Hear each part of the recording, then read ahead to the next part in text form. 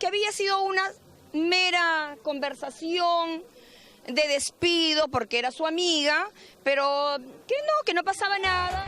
Así comienza ¿Quién tiene la razón? Con Patricia del Río.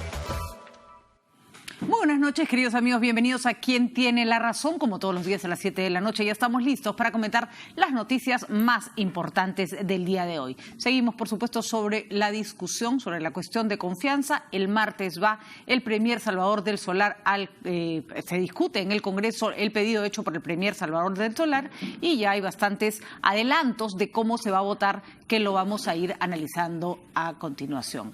Lo que ha pasado con el alcalde Forsyth lo comentaremos brevemente, simplemente porque nos parece un dato importante con respecto a un aspecto. La vida personal del alcalde Forsyth y la señora Vanessa Terques no es algo que nos incumba.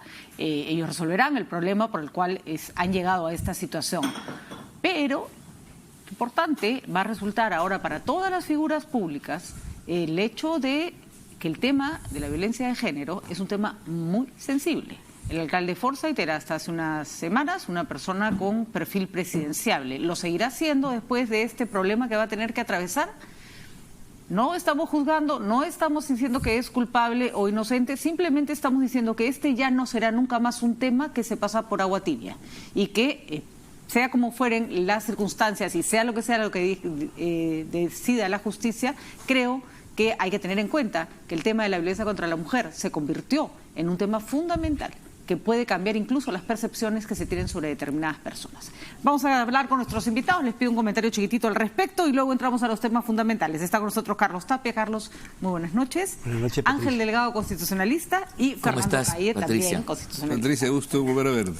Bueno, señores, simplemente un comentario porque creo que no tenemos ganas de meternos en la vida privada de nadie, pero sí es interesante cómo un tema de carácter personal que antes quedaba en el ámbito personal, hoy tiene una resonancia social que puede destruir carreras políticas, puede destruir carreras profesionales y ya va siendo hora que tomemos un poco conciencia de que lo que ocurre en privado puede terminar siendo un gran problema en lo público. El ámbito de la violencia doméstica ha empezado a cobrar una connotación pública que tenía que tener también. Carlos, ¿qué piensas? Yo estoy totalmente de acuerdo con lo que ha dicho, porque a lo más llegaba hasta la comisaría, pero la comisaría no le hacía mucho caso a ese tipo de denuncias. Y también dependiendo del estatus social, ¿no es cierto?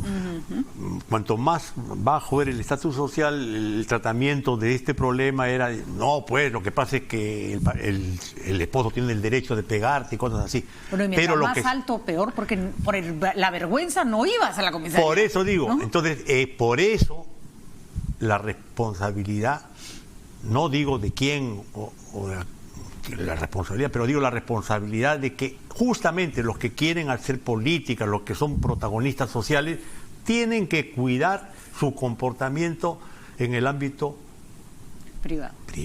Eso. Ojo, no estamos juzgando, no sabemos lo que ha pasado. Estamos tomando el caso para analizar una situación. Ángel. Sin duda es el cambio de los tiempos, qué duda cabe ello.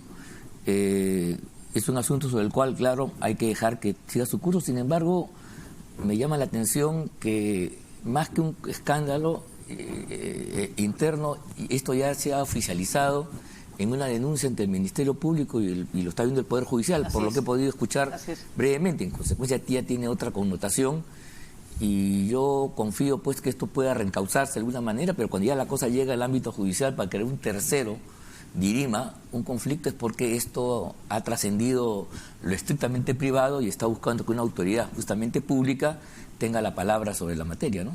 Doctor Calle, debo confesarle que una cosa que frustra mucho a las mujeres es que yo, por ejemplo, conozco muchos casos de hombres que maltratan o han maltratado duramente a sus mujeres y que tienen una vida pública y son de los más respetados. Pero claro, si la señora no quiere denunciar, uno no tiene mucho más que hacer. Y hay una como doble estándar, una doble moral en la sociedad. Uno puede ser, no sé, un gran diplomático o puede ser un gran empresario y de pronto llegar a su casa y hacer puré a su familia. Eso parece que va a cambiar, ¿no? Bueno, esperamos, ¿no? Pero yo voy a respetar lo que usted ha dicho. Totalmente la vida privada y más aún de un joven personaje que quiere avanzar y nadie sabe los entretelones de esto, ¿no? Porque también se puede buscar algo de publicidad. A veces el temperamento femenino puede llegar a extremos, no sabemos lo que haya sucedido, y qué mejor forma de a veces dañar es haciendo una cosa de estas que puede lastimarlo, pero eso se verá en las investigaciones. Doctor, lo que no quiero es que yo me voy a quejar. No se ¿Cómo queje. que el temperamento femenino, por amor a Dios? Mire, perdón, yo solo le recuerdo que la señora Kerkez es más famosa que el señor Forsyth. Sí. Está bien, puede ser más famoso en lo artístico, pero Forsyth está iniciando porque también la prensa levanta las figuras políticas de un día para otro. Pero lo que no debe hacerse, cuando yo me refiero al temperamento, porque usted ve, también les pegan a los hombres, ¿ah? También les pegan a los hombres. Vamos a hacer una cosa saludable. Sí, no, pero déjeme. Bandera blanca, bandera blanca. Pero fíjese, no es el tema de hoy, es que usted me está entendiendo mal. No, le créame que le estoy entendiendo perfectamente. Y es en un momento determinado, ¿no? Pero definitivamente aquí lo que queda es respetar la vida privada y esperar, esto sí, que no por tratarse de alguien más famoso o menos, se lleve a cabo hasta el final. Y además que la ministra de la Mujer, porque la he escuchado, de este apoyo a todas las mujeres. Porque si usted ve la cantidad de mujeres que son maltratadas al resto y ancho y territorio nacional, es Gloria Montenegro puede caernos bien o mal, pero que se pronuncia sobre cada caso hay que reconocerlo, y esa es una constante en las ministras de la mujer en nuestro país. Tiene Punto que uno. ser. Y punto número dos, hace rato que esto dejó de ser un tema privado, en el sentido en que el maltrato a la mujer, con temperamento, sin temperamento, señor Calle, no es maltrato, es un tema, una epidemia mundial. Claro, ha sido catalogado de epidemia mundial. Así que no me digan que maltratan a los hombres porque se me va a salir el temperamento. Oiga, ¿usted no cree en el maltrato también a los hombres? ¿No creen ellos? Creo que porque el día que encuentren un día sí, un día no, a un hombre asesinado por su señora, asfixiado con su ropa interior o degollado, y que eso ocurra más veces al día, más días de lo que tiene un mes, yo le juro que ese día nos sentamos a conversar de que efectivamente el tema es comparable. Defendamos el abuso de la violencia, eso sí. No, defendamos la violencia y a la mujer a plenitud. Y no me hable de temperamento, porque la verdad el temperamento está alto en el país hoy día, no se preocupe. Bandera blanca. Yo lo intenté, pero el señor Calle siguió, A mí lo que bueno, son nuevos tiempos, yo solo les aviso que son nuevos tiempos, avisados están. Es verdad. Entiéndase, pero lo que quería decir, ¿eh? Bueno, vamos a nuestro tema antes de que nos desviemos, ¿no? Otro día lo voy a invitar para conversar. Con todo gusto. Con más detenimiento. Martín Vizcarra ha dicho que somos un gobierno optimista y que sí creemos que se aprobará la confianza. Tenemos Catalina, tenemos las declaraciones del presidente, vamos a escucharlos. La reforma política está prácticamente entrampada. Por eso nos hemos visto obligados como gobierno a plantear una cuestión de confianza. Siempre somos un gobierno y un ejecutivo que es optimista y positivo. Nosotros sí creemos que se va a aprobar la cuestión de confianza. ¿Cuánto tiempo ha pasado? Desde el 10 de abril hemos presentado 12 proyectos de reforma política al Congreso. Y prácticamente no se ha aprobado ninguna. La diferencia es que la inmunidad del presidente está en manos del Congreso. La inmunidad está en manos del Congreso. El Congreso puede levantarme la inmunidad. Yo estoy a disposición que me la levante. El Congreso puede levantarme. Lo que reclamamos es que la inmunidad de los congresistas está en manos de los congresistas. Entonces ahí son juez y parte. Está absolutamente claro. Está absolutamente. Yo estoy que ya hubo una denegatoria y esta sería la segunda denegatoria. Lo que nosotros decimos es que vamos a respetar estrictamente las leyes y la Constitución, siempre. Pero nosotros no nos dejamos llevar por emociones. Si finalmente hay algún tema que se considere que debería regresar a una consulta de la población, ¿por qué no hacerlo?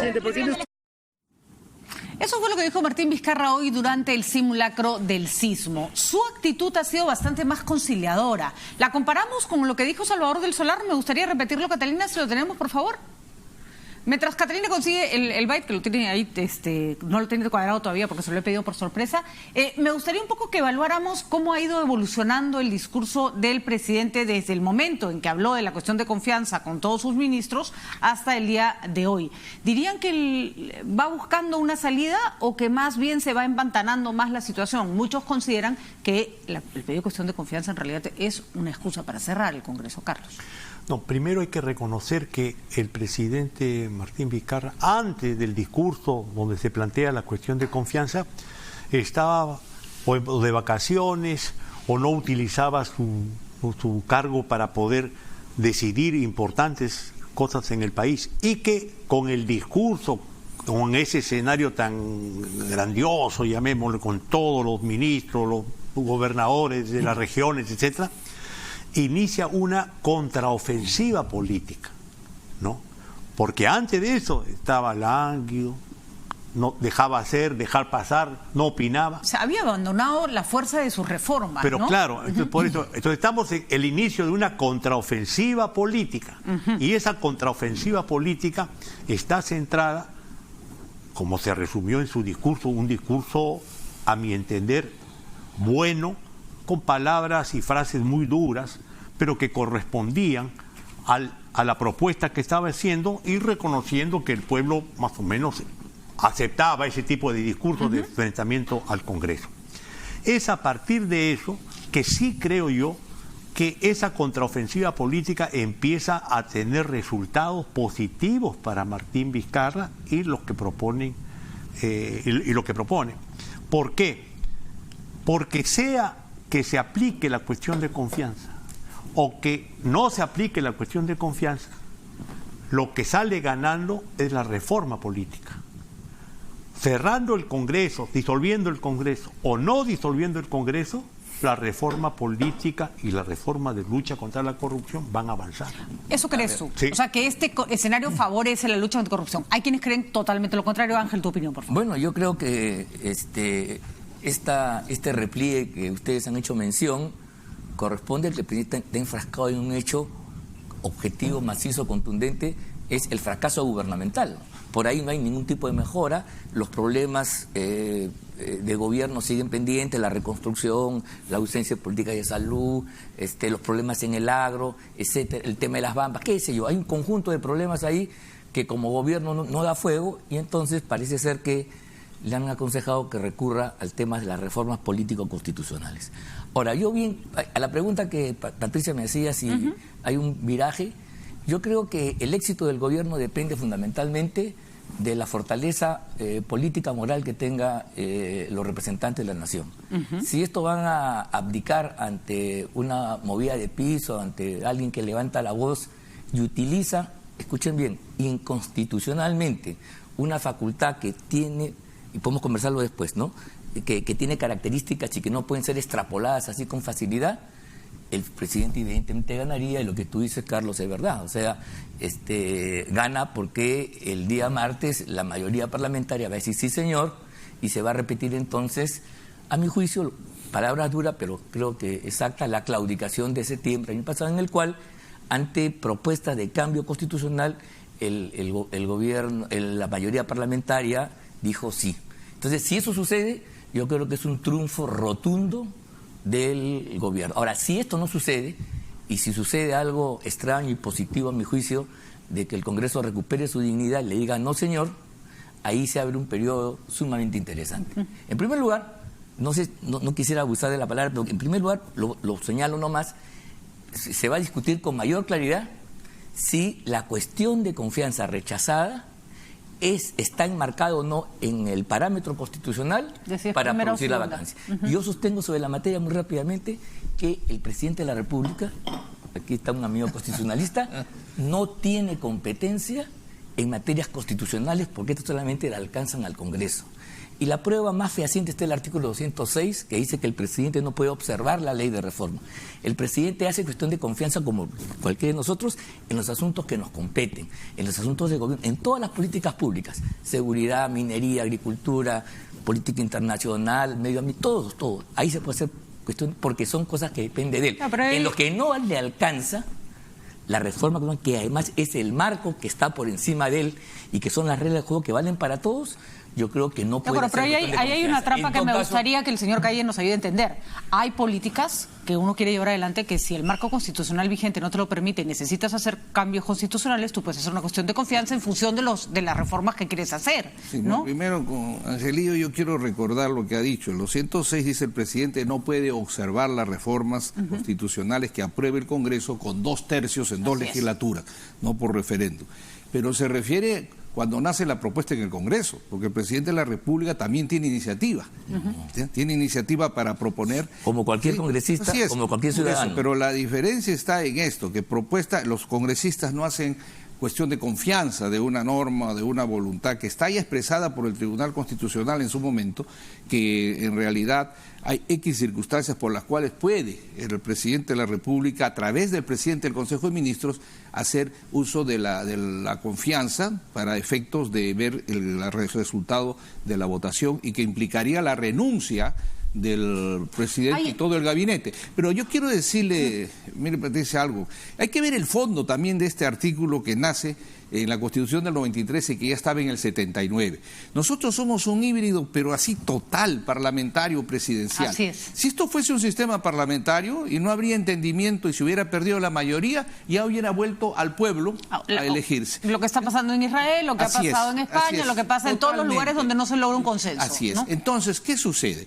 Esto ha entrado también con esa finalidad. Si uno analiza, son 5 años y un periodo muy largo, que es una de las reformas que yo quisiera hablar esta noche, que es muy largo, y ahí viene usted lo que está pasando. Y entonces, ¿qué sucede? Cuando hay este entrampamiento y un presidente no tiene partido, no tiene mayoría, o la ha perdido, porque en nuestro país es muy fácil que se pierdan, se van de un lado a otro, pero sabe que tiene el respaldo del pueblo y cree que está haciendo una serie de reformas, digo porque yo no puedo coincidir con las reformas que han planteado, pero en fin, si esa es su convicción y que el pueblo las apoya, no como reforma política, sino cada punto que está planteando. Entonces, ¿qué sucede? Ve el mecanismo, le ha dado, incluso hemos reducido del 79 en tres gabinetes, ha reducido a 2 caídas de gabinete para dar la facilidad que el Ejecutivo, en este caso el presidente, busque mejorar el respaldo legislativo. Entonces, es una de las consecuencias por las cuales también ¿a quién vuelve esto? Al pueblo. Hay elecciones, ¿y qué pasa si el pueblo no le da o repite una mayoría? Ya es un tema bien serio para un presidente que se ha atrevido a eso. Ahora, me gustaría analizar en conjunto la parte constitucional con la parte política, porque primero es difícil hacer una reforma de esta naturaleza en un contexto en el que hay discrepancias. Siempre va a haber discrepancias, pero no es tan fácil ir en escenario de cierre del Congreso cuando las facultades no te parece que son o cuando parece que se está forzando una figura constitucional. Patricia, y ahí le toca al doctor Carlos Tapia. Le quería preguntar a Carlos, tú señalas que se refuerza sí o sí la reforma política, ¿no es cierto? Pero Fujimori quería hacer una reforma política y a Fujimori el Congreso no lo acompañaba y tenía a su lado al pueblo pidiéndole que cerrara el Congreso, y lo que hizo fue efectivamente saltarse la Constitución. Esa, por supuesto, no es un camino, pero hay maneras de saltarse la Constitución. También puedes forzar una figura, porque lo que me decía, por ejemplo, Salvador del Solar en la mañana, con quien tuvimos una interesante entrevista, fue: yo le estoy diciendo al Congreso que ya no discuta, que me conteste, y le estoy planteando los temas sobre los que quiero que me conteste, y quiero que me conteste en 15 días. Y le decía, pero el Congreso no está sujeto a mandato imperativo. No está, porque también me puede decir que no. Pero de eso no se trata. El Congreso tiene derecho a deliberar, y el gobierno le está cerrando las líneas de deliberación. ¿Es eso una manera de legitimar una reforma política? Pregunto porque no lo tengo claro. Como no lo tiene claro la gente en su casa, no estoy afirmando, ¿no? Bueno, los dos calificados constitucionalistas que están a mi costado, a la derecha, es verdad. De verdad, pues, a la derecha están. Por eso digo. Todos estamos a la derecha. Pues. Claro, ella es la radical. Ella es la radical. Porque defiendo a las mujeres, doctor Caillé. Se está ganando. Su guerra de tweets, menos mal que no estoy en redes sociales. No sabe con quién se mete. No tiene idea. Bueno, yo quería decir lo siguiente. Es verdad que cuando ya se toca los temas constitucionales combinados con los temas jurídicos para realizar una reforma política, es absolutamente impensable que no está contenido esto con determinados elementos de presiones políticas, de decisiones políticas, de buscar el apoyo de la población, que la población intervenga también en este fenómeno. Por eso yo me he referido que yo considero que la reforma política ya va a salir con cuestión de confianza o sin cuestión de confianza, que es el objetivo final desde el punto de vista político. no es el objetivo final de lo que está sucediendo si defendemos al Congreso, que si el Congreso es indigno y ahora se va a convertir digno con Mamani. Esto no es... Pero Carlos, ¿tú no estás considerando la posibilidad de que se cierre el Congreso? Porque ¿cómo sale adelante la reforma con un Congreso nuevo y en un contexto en el que hay que esperar 6 meses más por lo menos? Bueno, primero tendría los impulsores de la reforma política. Dicho sea de paso, en la reforma política falta un tema muy importante que no ha sido puesto en cuestión. Es la inscripción de los partidos políticos en este país. Es limitada porque se exige 734.000 firmas válidas, ¿no es cierto? Y hay 24 partidos políticos inscritos, por lo tanto cerca de 20 millones de firmas ya se consumieron. O sea, ahí está la corrupción y no se ha puesto en ninguno de los 5 puntos ese punto. No, sí, está en las elecciones internas universales, porque ahí... No, elecciones internas universales se refiere a los candidatos del partido. No, pero además ligado a esa norma, Carlos, está el hecho de que si tú consigues la participación de en un porcentaje mínimo del total de votantes, quedas habilitado como partido político. Y si no, chao, te vas a tu casa. Y ya, o sea, que ya no se requieren las firmas. No, ya no se requieren las firmas. Lo cual es maravilloso. Yo aplaudo entonces de que ya esté considerado, porque a mí me parecía que era una arbitrariedad que no se tocara ese punto. Por eso la universalidad. Entonces, lo que dicen es, si de todas las personas que fueron a votar, nadie fue a elegir tu candidato ese día, para que figurara en una boleta, ya, chao, te vas a tu casa con tu partido, ¿no? La manera de legitimar es a través de las internas, que no es a mí me parece una fórmula interesante, pero es una fórmula bien nueva, ¿no? A la Argentina.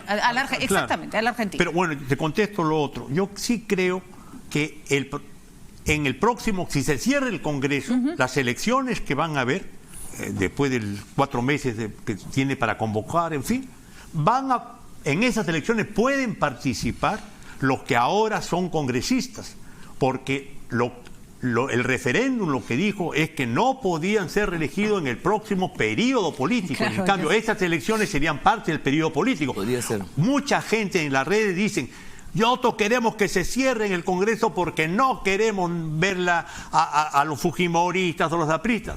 Y no saben que ellos pueden sí postular y salir elegidos congresistas del año 20 al 21, ¿no es cierto? Una discrepo. Pueden postular, pero no creo que nadie salga. No, bueno, ya, pero la política en el Perú es impredecible. Pero además no lo digo yo, los he tenido acá el otro día y bromeaban con eso. Podríamos postular y uno miraba al otro y decía, pero ¿quién nos va a elegir? Bueno, en todo caso, con ese nuevo Congreso existirían mejores posibilidades de aplicar todo lo que se ha propuesto en la reforma política y conseguirla. Vamos a la discusión entre los constitucionalistas. Mira, tú sostienes, Ángel, que se está forzando una figura constitucional. Y le voy a decir por qué. ¿Por qué? Porque yo creo que hay que retomar aquí el fondo. ¿Qué cosa es una constitución? Pues eso es lo que hay que entender. Mira, Carlos nos da una brillante explicación a la cual yo suscribo plenamente de cómo se asalta el poder, cómo se toma el poder, cómo se presiona con las masas, quizá con banderas legítimas. Yo no estoy totalmente de acuerdo, podemos hacerlo contra una dictadura y me parece brillante. Pero este razonamiento que hace Carlos no tiene nada que hacer con el proceso constitucional. La Constitución se supone que es, como decía Valentín Paniagua y muchos tratadistas, es un tratado de paz. Es un documento que recoge los puntos de vista de todos los contendientes en una situación de beligerancia política, de enemistad, que se ponen de acuerdo en elementos fundamentales. Las constituciones están hechas en el mundo para durar, no para cambiarse cada vez que el humor le cambia a un mandatario inquilino de palacio transitorio. ¿De acuerdo? Pero Jaime, Ángel, coincides en que una reforma política la venimos pidiendo a gritos hace años. Olvidémonos de Vizcarra. Totalmente de acuerdo. Otra vez en el campo político. Yo reconvengo o reconduzco al plano constitucional. Y lo que quiero decir es que en el plano constitucional, este tipo de presiones propio de una democracia plebiscitaria, donde uno juega con las masas como un factor de presión, otros jugarían con el ejército, ¿no? Y los tanques, haciéndolo sonar de vez en cuando, creo yo, de veras, que no es un método correcto, válido, legítimo para modificar el contrato social. Todo contrato, aquí los abogados me refiero, tiene que tener el concurso de las partes, la buena intención de las partes y un marco común. Si en un contrato uno presiona a la otra parte, ese contrato al final será válido. Valentín Paniagua decía una cosa cuando se refería al documento 93 actual. Decía que era un estatuto de ocupación, porque cuando es hecho unilateralmente imponiéndolos a otros, deja de ser un tratado de paz y se convierte en un estatuto de ocupación. Yo no sé si el señor Vizcarra y compañía quieren hacer un cambio al estilo de un estatuto de ocupación. Volteo la figura, para ver que me ayude el doctor Calle a entenderla. ¿Qué pasa cuando hay un grupo importante que además no se siente representado en un Congreso, que por razones X coyunturales tampoco está actuando de cara a la población, que impide una serie de cambios que son necesarios y por lo tanto los bloquea y los retiene? ¿No hay una imposición de ese lado también? No se puede jugar también a contrarrestar esa otra imposición, Patricia, doctor Calle. el sistema es el que está mal, sin duda. Y cuando usted habla que cuando habla de Valentín Paniagua como un amigo, quizás lo que falló, porque en ese momento lo que más se hablaba era una asamblea constituyente. La idea de los que apoyamos esto, Ángel, era una asamblea constituyente, ¿no? No se hizo. Que sería el método correcto para cambiar la Constitución si se quiere. Exacto, estoy hablando de ese momento, ahora vamos a hablar aquí. No se cumplió la asamblea, nos quedamos con ese estatuto que dice Ángel, de acuerdo, pero en ese estatuto todos hemos participado. Pero a pesar de ello, este estatuto, es la Constitución vigente del 93, precisamente da salidas de desfogue. No solamente se disuelve el Congreso, Patricia. Renuncia el ministerio, todo ministro. Exacto. Además, es tan constitucional disolver el Congreso como vacar al presidente. Claro. Ambas cosas son constitucionales. Claro. Dentro del marco constitucional se puede caminar. ¿Cuál sería el argumento para disolver el Congreso? Únicamente no aprobar la cuestión de confianza. Bueno, solamente está legislada 2 censuras o 2 votos de confianza. Y hay 2 para ti. Sí, claro, pero yo quiero tocar algo más importante. Yo creo que en este momento, hoy, la idea es, si usted le pregunta a la población, como han dicho bien, quizás no entiendan nada de lo que podemos estar hablando, pero lo que sí entiende la gente, y por eso el respaldo a un órgano del Estado tan importante, es porque está detestado por la población. Y lo que entiende la gente, cuando habla el presidente, que para mí, lo podemos conversar, no ha llevado a la práctica la lucha contra la corrupción o la impunidad, que es más importante, pero basta que la gente escuche y creen que cerrando el Congreso, cerrando algunas, o mejor dicho, en este caso, perdone, me corrijo, disolviendo, porque no es un cierre a la forma dictatorial, indudablemente, y todos sus discursos van contra la corrupción. Entonces el pueblo, por ejemplo, podría decirle al presidente: suscriba usted el convenio con las Naciones Unidas para que venga la Comisión Internacional contra la Impunidad. Entonces ese check and balance que tú estás hablando sí permite el margen en la Constitución, pero yo creo que a esta altura 2 cosas deberían aprobarse mañana, que no tiene nada. Una es constitucional, para recordar que en América Latina todas las asambleas constituyentes, todas han sido extraconstitucionales, salvo Colombia el 91, que pasó un fenómeno igual, e insertó en su constitución un artículo que dice sencillamente: esta constitución también se puede reformar mediante una asamblea constituyente. Creo que habría que aprobarla, no digo que se convoque de inmediato, pero debe estar como salida. Pero lo que sí tiene que aprobarse a ti ahora, es la reforma electoral a la que has hecho mención, por una razón, con algunas modificaciones, porque no está del todo correcta, pero sí es necesario que se apruebe una ley de partidos, o sea, se mejore la ley de partidos y la ley electoral, que por ejemplo 8 meses antes, o los meses que diga, participen con sus padrones, solamente voten los que están ahí y se institucionalicen los partidos. En eso sí creo que es importantísimo hoy día, más que nunca, por las consecuencias que pueda traer este enfrentamiento político que estamos viviendo y que es contra la corrupción fundamentalmente. Ahora, esos mismos argumentos hemos escuchado en personas que terminaron ocupando cargos de manera absolutamente, treparte sobre el descontento de la gente es importante, pero no puede ser la fuente de legitimidad. No debe serla más aún cuando no se está cumpliendo en la práctica. Es tanto el desgaste y de la corrupción, la inmoralidad, causa un perjuicio, ¿no? Ya, para comentar lo que Ángel y de ahí cambiamos ha dicho y se refiere. Sí. Mire, el problema es el siguiente. El problema es que nuestra democracia es una democracia de baja intensidad, ¿no es cierto? Ya. Y se supone que la democracia nuestra es una democracia representativa y participativa. Democracia representativa, preguntémosle a la población qué opinan de lo que dicen representarnos, ¿no es cierto? Totalmente. Tienen legitimidad de origen, pero democráticamente no tienen legitimidad de desempeño, primero. ¿Quién cree que ese Congreso con mayoría fujiaprista está defendiendo la democracia en el país? Es decir, esto es inaceptable que alguien, a mi entender, que busque, verdaderamente resolver los problemas del país, no entienda de que la legitimidad ahora del Congreso, solamente la de origen, fue pisoteada por los mismos apristas y fujimoristas que boicotearon todo tipo de reforma, cubrieron a los corruptos, etc.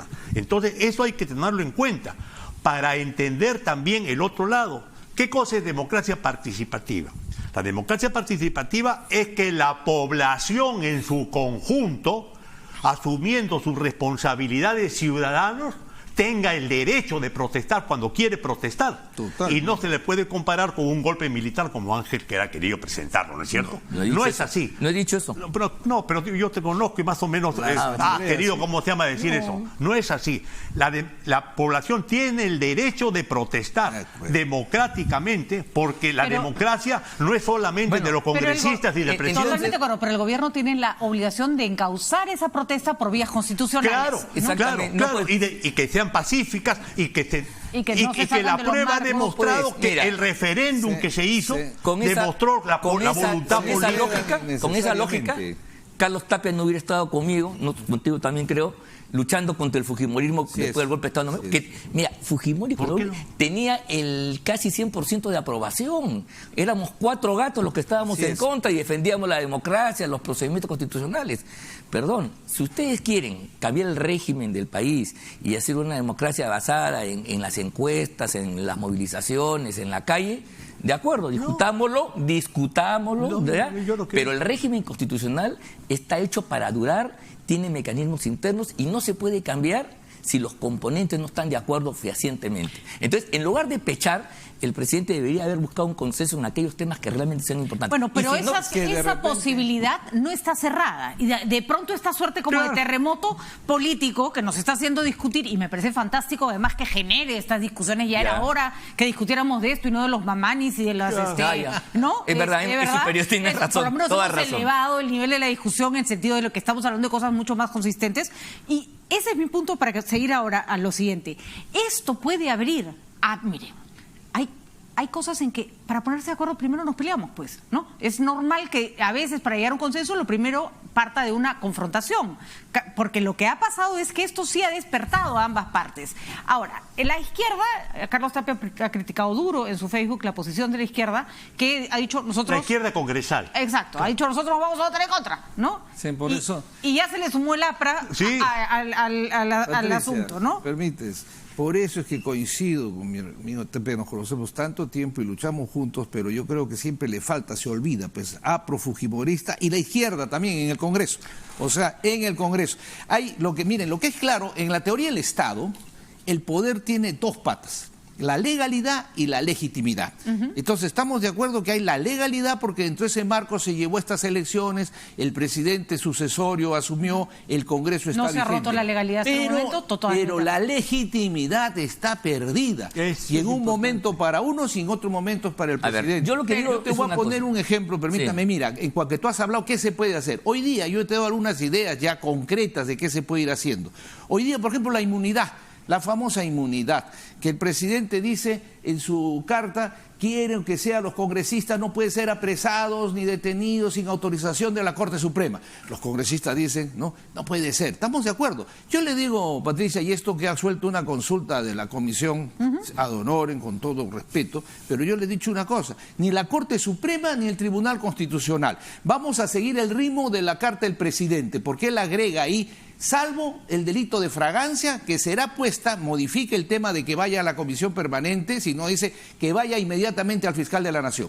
Entonces ese artículo lo pueden mejorar. Hoy día, artículo 93, los congresistas no podrán ser detenidos ni apresados, ¿no?, sin la autorización del Congreso o la comisión permanente, con la excepción de los delitos de narcotráfico, lavado de activos, corrupción, violación, traición a la patria, terrorismo, flagrancia, los que serán puestos a disposición el día al fiscal de la Nación. Bueno, hay salidas. Ya los detalles, hay salidas. No entremos ahora en detalles, Patricia, porque no somos constitucionalistas. El problema de la déjame seguir por un ratito. Pero yo le quiero... Deme un minuto. El problema constitucional es que, Patricia, estamos desviando el tema de la Constitución y la política y es bien delicado lo que pueda suceder. De acuerdo, pero no vamos a resolver todos los problemas acá, ni sin No, pero si hay un avance. Nosotros no tenemos final de legislatura, tenemos finales, pero no tenemos los 15 días del Congreso, tenemos solo esta hora de programa. Yo les quería preguntar sobre lo que va a pasar, porque escuchemos lo que dijo Rosa Bartra, que no hay que reconocer que es una cara visible del fujimorismo y que puede estar transmitiendo el sentimiento de los fujimoristas. El APRA ya dijo, nosotros vamos con la izquierda, votamos por la no confianza.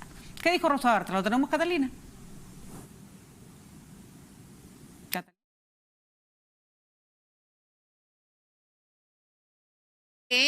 El Premier, pero sí hay algo que es importante con respecto a su pregunta y el plazo.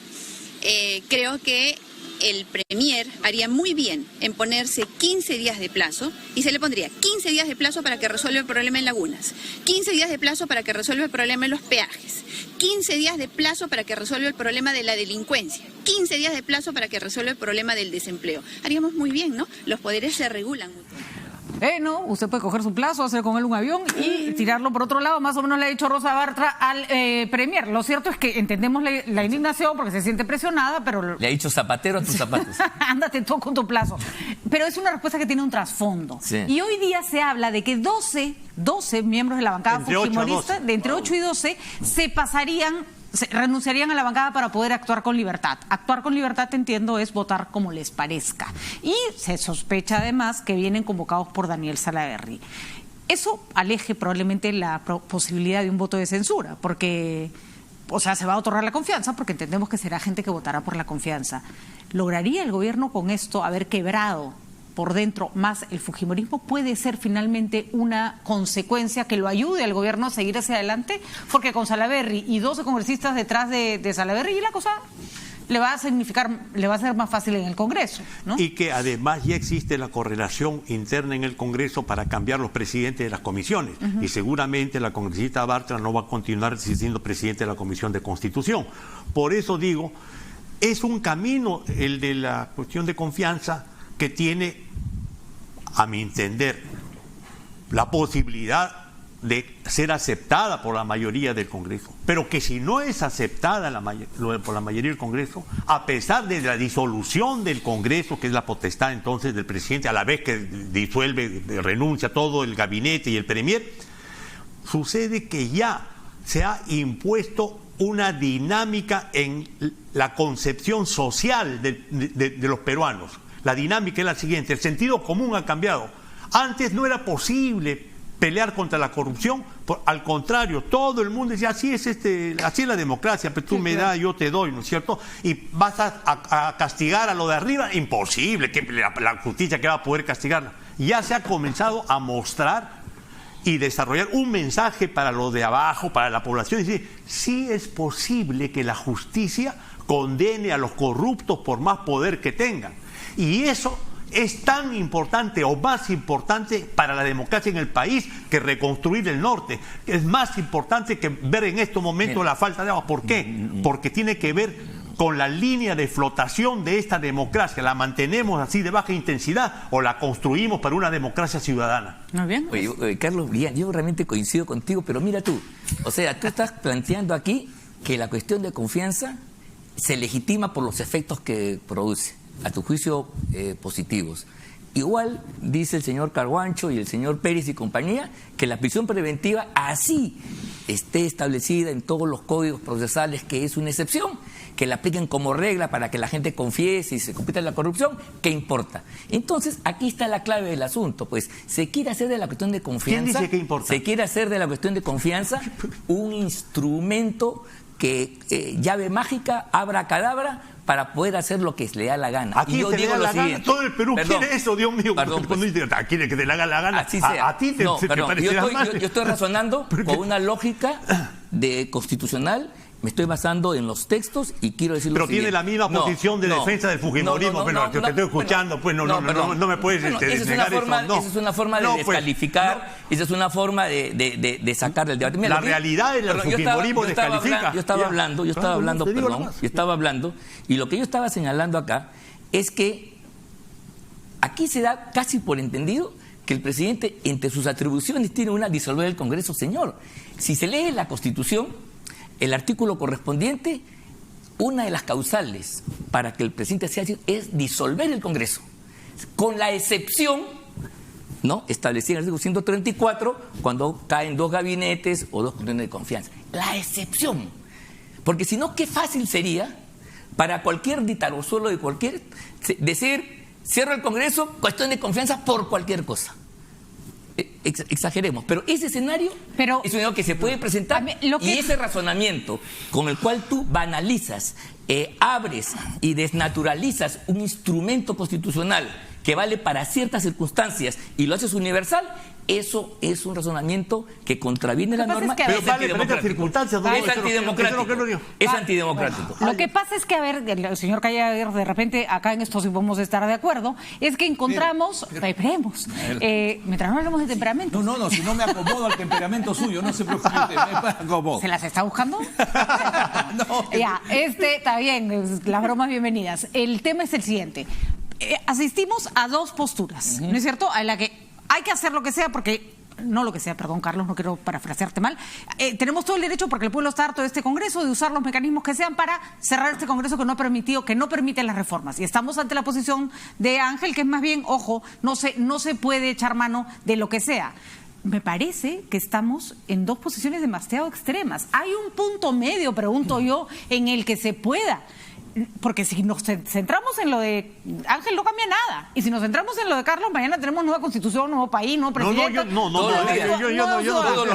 Todos los días tenemos cambios, de acuerdo al humor político del presidente. Nuevos ciudadanos. Entiendo, va más en consonancia con lo que pide la calle. Lo de Ángel va más en consonancia con lo que los que se sienten que se están abusando de ciertos límites. Lo que no debemos generar es que la ira vaya a la calle.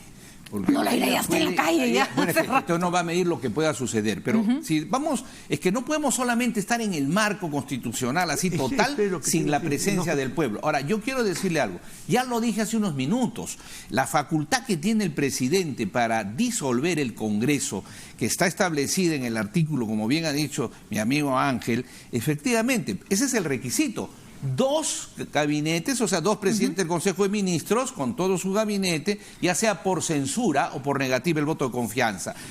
Es otro mecanismo que también puede usar el presidente, no lo va a usar para cualquier cosa, eso es como cuando se habla de querer retirar la incapacidad moral. En el Perú no se ha abusado de eso para sacar un presidente, no se ha abusado, se ha presentado con el presidente Kuczynski y bueno, cuando hay razones... Ese es otro abuso, por ejemplo. Cuando hay razones, se pone. Pues hay alguna serie de fallas que están habiendo y requiere que ingresemos, por eso a mí me preocupa que sigan intentando, hay tanta reforma que plantean que en algún momento las calles van a decir, entonces llámenos a una asamblea constituyente, pues, y eso puede ser bien delicado. Pero fíjese, la salida en esto está. Mire, Patricia, hay cosas importantes que el presidente está descuidando.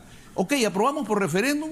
A mi entender, prácticamente la no reelección no es lo mejor, pero ya estamos. Pero algo muy importante que sí es vital en la lucha contra la corrupción, el Consejo Nacional de la Magistratura, que le han puesto el nombre de Junta Nacional. Es un fracaso el sistema, cómo se ha llevado. Entonces, ¿qué dicen los propios integrantes? ¿Qué dicen? Dicen, no, la ley de reforma es mala, la ley ordinaria o la ley es pésima. Bueno, si todo eso es así, hay que mejorarla de inmediato. De acuerdo, pero ese es un tema que nos podría llevar otro programa y hasta acá llegamos ya. Lo que usted me ha estado diciendo. ¿Cuál es la alternativa? No, pero me refiero a la alternativa más general. No me refiero punto por punto porque no tenemos tanto programa. ¿Cuál es la alternativa, Patricia? Sí. Que se dé cuenta el presidente que si cae el gabinete y también el Congreso se va, por lo menos las reformas constitucionales, no hablo de las reformas de leyes orgánicas, no se van a realizar porque se va a agotar el plazo al instalarse el nuevo Congreso. Totalmente de acuerdo. Entonces, eso es lo que yo quería aclarar. Eso es verdad. Y por eso es que la posición de la izquierda te parece que se muerde la cola.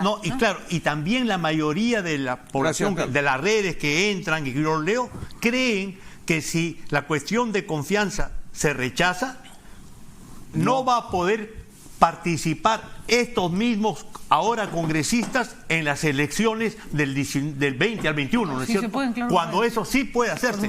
Y entonces dicen, no, se cierra el Congreso y después ya veremos, ¿no es cierto?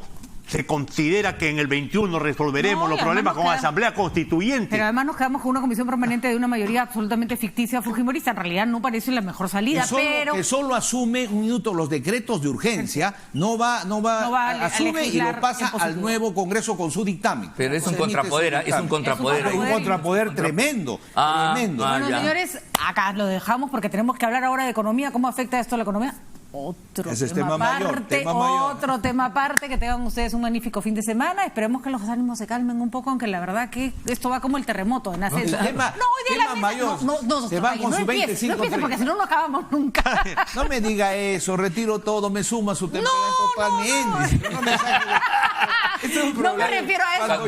Lo prometo, doctor Calle, que lo voy a invitar un día para no hablar de temas de género, porque no es nuestro fuerte, sino para desarrollar en detalle lo que usted plantea, que me parece importante. Sí, hay varios temas. Yo lo único que me explico con eso, porque yo sé que no me va a dar, que no olvidemos que el tema es la corrupción y la impunidad. Es que eso es lo que está pateando la calle. Perfecto. La impunidad. Muy bien, vale el mensaje del doctor Calle. Gracias a ustedes por estar con nosotros. La verdad, buen fin de semana. Está con nosotros el economista Melvin Escudero para hablar de las consecuencias económicas de un posible cierre del Congreso.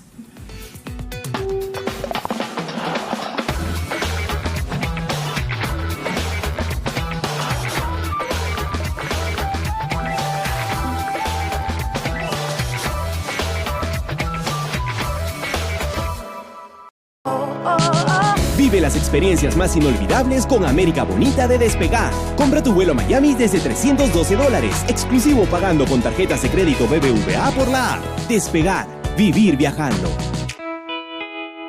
Nunca pensamos que caminar tanto nos iba a llevar tan lejos. Pero con paso firme, hoy nuestros planes se fueron realizando con distintos pensamientos. Con planes pequeños, medianos y cada vez más grandes.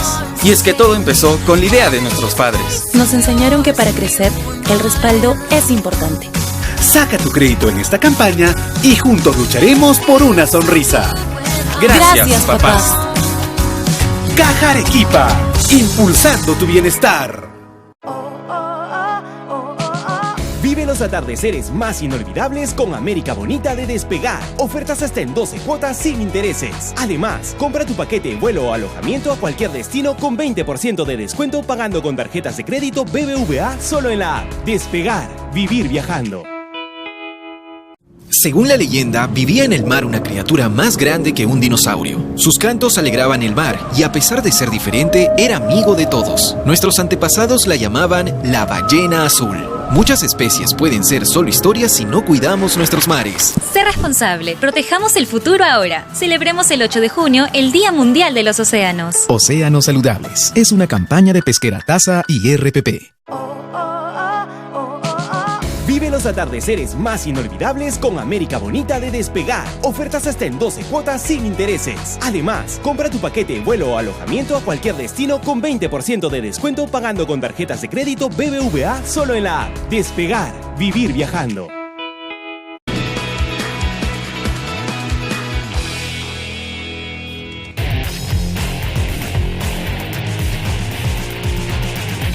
De las 62 disciplinas que estarán presentes en los Panamericanos Lima 2019, 23 son clasificatorias para Tokio 2020. Además, habrán 39 deportes, 3 más que en los Juegos Olímpicos. Se incluirán nuevos deportes que harán su debut en esta edición, destacando el frontón, físico-culturismo, surf y skateboarding.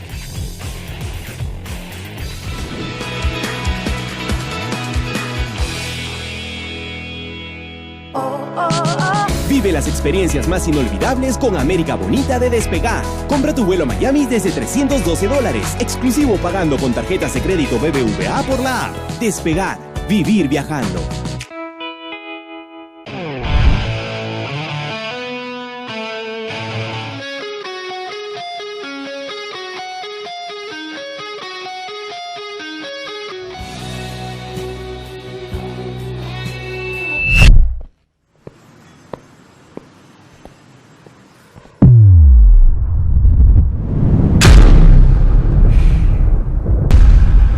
Siente el poder de un verdadero rockstar. Participa y llévate una guitarra Gibson Les Paul. Para ganar, sube un video a tus redes sociales tocando un solo de un clásico del rock and pop con el hashtag Rockstar Oxígeno y etiqueta a la radio. Para más información ingresa a oxígeno.com.pe.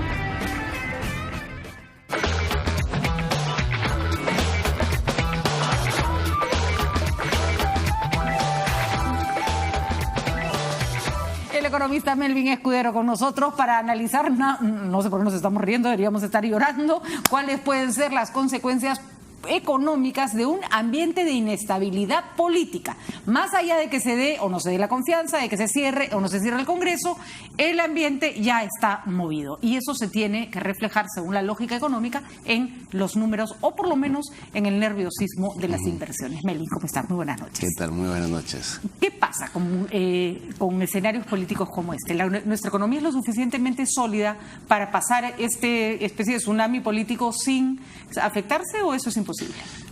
Yo vería dos escenarios. Un poco el escenario de la coyuntura actual, donde muchos se habrán sorprendido de que hay una tormenta política, ¿no?, con todos los elementos de la tormenta perfecta, pero la bolsa, el tipo de cambio, los bonos peruanos en Nueva York y las expectativas de los empresarios no se han movido en estos días, ¿no? El tipo de cambio, por ejemplo, subió de 3.35 a 3.38, menos de 1%, reflejando en realidad que no hay tanto nerviosismo, sino en condiciones internacionales, producto del conflicto comercial entre Estados Unidos y China, que afecta más las variables del dólar, el precio de los commodities, que lo que está pasando internamente en política. Sin embargo, la política y la economía no es que estén divorciadas, sino que hay que entender que las expectativas de los agentes económicos se reflejan en los precios. La tasa de interés, el tipo de cambio, los precios en la bolsa de valores son definitivamente variables que los agentes económicos incorporan sus expectativas en esos precios. Tenemos ya crisis política desde que el presidente Kuczynski fue electo. Hasta ahora, la renuncia, etcétera, hemos visto que efectivamente la economía ha ido reaccionando y se va acomodando. Es como que si los agentes económicos un poco se han curado ya de tanta bulla económica, ¿de acuerdo? Pero tampoco podemos jalar tanto la pita. Es correcto. ¿No? Por eso es que la pregunta que sigue es el segundo escenario. Este segundo escenario, por ejemplo, de un cierre abrupto del Congreso que puede generar incertidumbre respecto al manejo político y al manejo económico. Lo que más importa acá es el manejo económico, ¿no? Entonces, en un segundo escenario sí podemos tener un impacto negativo bien importante. ¿Y cómo se siente? Lo primero que hoy en día está pasando es que los grandes proyectos de infraestructura, los grandes proyectos mineros, en este minuto hay un stand-by. ¿Por qué razón?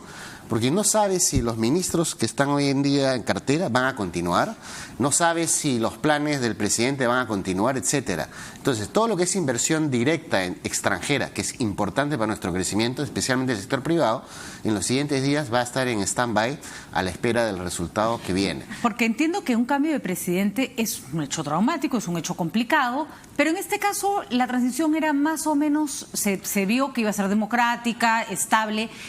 Acá estamos hablando de la posibilidad de que haya cambio de marco constitucional. Y cuando hay cambio de marco constitucional y cambio de reglas de juego, ahí sí la inversión se sienta a mirar qué cosa van a cambiar, ¿no es cierto? Exacto. Es más, los agentes económicos tienen expectativas y toman medidas anticipadas. En cuyo escenario, por ejemplo, si se va a modificar el régimen económico, va a haber un cambio importante en impuestos, o va a virar el modelo económico de apertura de mercados, etcétera, hacia otro modelo distinto. Que es lo que reclama la izquierda, por ejemplo, con un cambio de constitución. Entonces, ese tipo de circunstancias sí mueven completamente los precios. La aguja, de acuerdo. Y ahí sí habría que esperar una subida del tipo de cambio, una caída en la bolsa de valores y una reducción en los flujos de inversión. Haciendo una analogía, si estuviéramos en una suerte de escenario preelectoral y quien liderara las encuestas con fuerza fuera un candidato con una inclinación a una economía más de izquierda, menos de libre mercado, probablemente nuestro escenario estaría más convulsionado que el de ahora. Sí, absolutamente. Sí, claro. O sea, lo que existe hoy en día, digamos, es cierta confianza de que el presidente Vizcarra va a acabar su mandato hasta el 2021 y que de alguna manera la política macroeconómica, que es un seguro que tiene el Perú, y hay que reconocerlo, tanto política fiscal como política monetaria, es reconocido internacionalmente a Perú como un líder. Es más, las clasificadoras de riesgo internacionales califican a Perú con Chile como los dos mejores países de América Latina.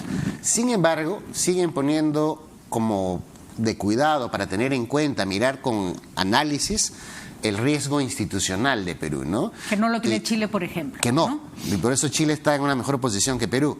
Pero este riesgo institucional, cuando pasan estas cosas, obviamente justifica que no nos mejoren los ratings crediticios, justifica el premio de riesgo país que nos piden los inversionistas internacionales. A largo plazo y a mediano plazo, ¿en qué se refleja esto? Hay un riesgo que no crezcamos 4% este año.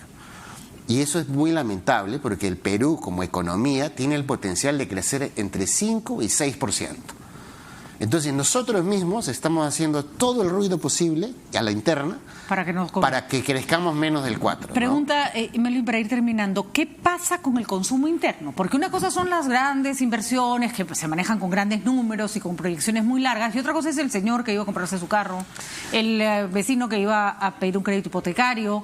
¿Se retrae el consumo o se reprime en circunstancias de inestabilidad? Sí, de hecho ese es un tema importante porque el crecimiento de Perú en los últimos 18 meses ha venido acompañado no de un boom en el mercado internacional. De hecho, en el mercado internacional hay estos nubarrones de la guerra entre China y Estados Unidos, que a todo el mundo los tiene nervioso.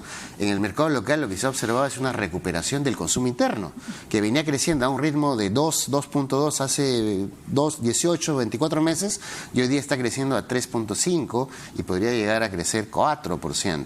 Entonces, ese empuje del consumo interno es el que se está arriesgando, porque las dudas y las incertidumbres finalmente hacen que las empresas dejen de contratar, y esto es un proceso lento, pero eso es el riesgo que tenemos, que este año en lugar de crecer 4%, por temas, por ejemplo, la política afecta definitivamente la toma de decisiones en inversión pública. Es curioso porque es un tema casi más psicológico. Exacto, ¿no? Pero hace que el sector público también deje de no operar normalmente como uno quisiera que opere. Así es, los funcionarios no toman decisiones, los ciudadanos no toman decisiones arriesgadas con respecto a su economía y todo el mundo está como un poco asustado, ¿no? Así es, entonces el consumo interno se puede caer, y eso de ahí nos garantiza que no crecemos al 4% porque es nuestro motor. Entonces, si se cae el consumo interno en el segundo semestre porque hay una tormenta que sigue continuando en el tema político, y si además quieren hacer cambios